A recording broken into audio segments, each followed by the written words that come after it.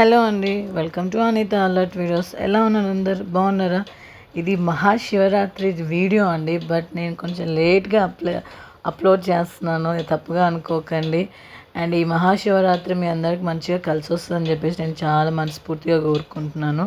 And ఏంటంటే నేను నా పూజ సామాగ్రి, నేను పూజ ఎలా చేశాను ఏంటి అవన్నీ ప్రతి ఒక్కటిని మీకు ఈ లైవ్లో ఈ వీడియోలో షేర్ చేసుకుందాం అనుకొని నేనైతే షేర్ చేస్తున్నానండి.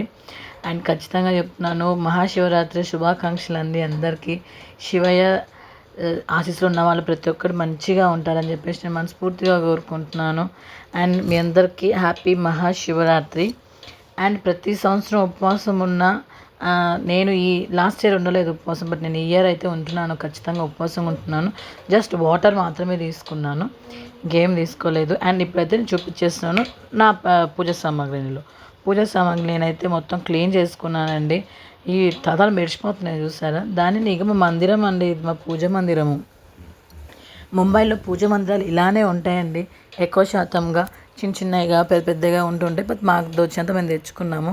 నేనైతే పూజ మందిరంలో ఉన్న పూజ సామాగ్రిలు మొత్తం, దీపారాధన అవన్నీ మొత్తం పెట్టేశానండి, రెడీ చేసేసాను మొత్తంగా. అండ్ నేను ఇందులో పూలు తీసుకొచ్చారు, మా హస్బెండ్ తీసుకొచ్చారు.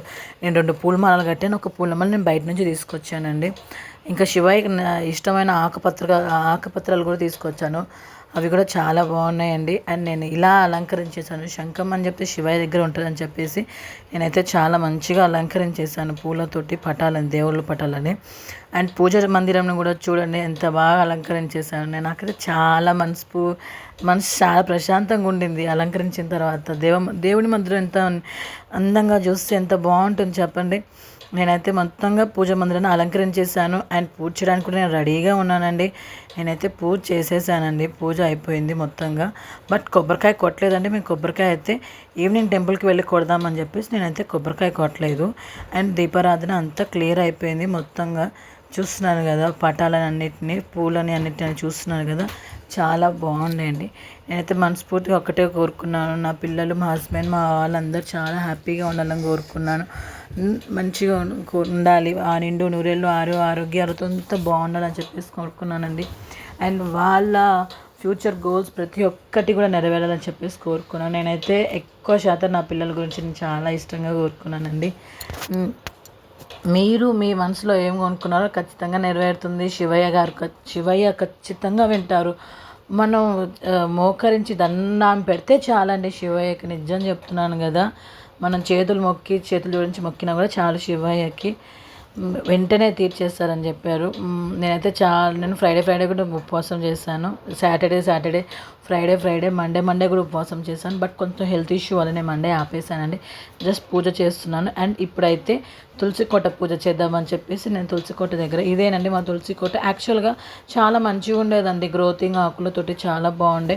బట్ ఏదో ఒక పురుగు వచ్చి మొత్తం ఆకులు తినేసింది. అలా అని కూడా చెట్టు చనిపోకుండా నేను రోజు వాటర్ పోసానండి, మంచిగా చిన్న ఇగురుగా వచ్చేసింది. అండ్ దీపారాధన అయితే నేను చూస్తున్నారు కదా, దీపారాధన అయితే నేను మంచిగా చేశానండి. నాకైతే చాలా హ్యాపీగా అనిపించింది. తులసికోట బయటే ఉన్నారు. తులసికోట దేనికంటే అండి, మనం ఇంటి మీదకి ఏదైనా చిన్నగా గాలి ఏమైనా సోకినా ఫస్ట్ తులసికోట మీదనే ఉంటుందని చెప్తారు. బట్ అలాంటి ఉండొద్దని చెప్పేసి నేను మనస్ఫూర్తిగా చాలా ఇష్టంగా దండం పెట్టుకుంటానండి. ఇది తులసికోట అండి. ఇటు సైడ్ ఏమో లక్ష్మీదేవి, ఇటు సైడ్ లెఫ్ట్ సైడ్ ఏమో గణపయ్య ఉంటారు, రైట్ సైడ్ ఏమో రాధాకృష్ణులు ఉంటారు. మేమైతే ఈవినింగ్ టెంపుల్కి వెళ్ళామండి.